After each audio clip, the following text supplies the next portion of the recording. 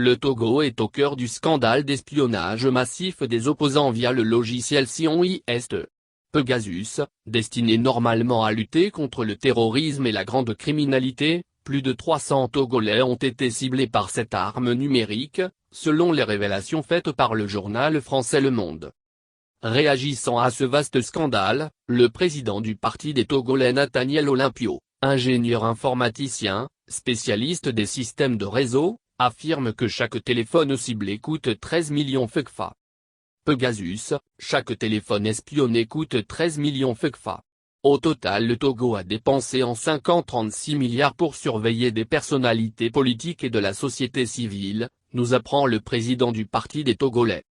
S'il faut ajouter le coût d'acquisition du logiciel qui est de l'ordre de 30 millions de dollars soit 15 milliards de FCFA selon les informations, cela veut dire qu'en 5 ans, Forgnassinbé a dépensé 51 milliards FCFA pour espionner ses compatriotes, juste pour pouvoir garder dans le giron familial le fauteuil présidentiel qu'il avait hérité dans une rivière de sang en 2005.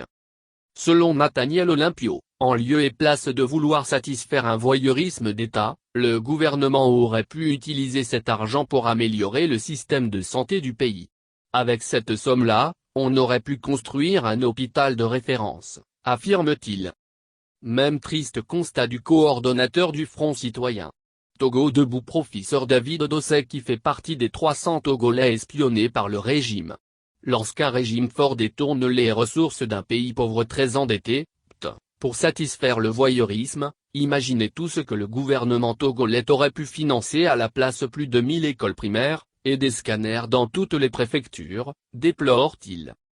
Il se trouve que la préoccupation de Forgnassinbé et des chevaliers blancs qui l'entourent est ailleurs. Le développement du Togo et le bien-être des populations sont les cadets de leurs soucis. Malheureusement,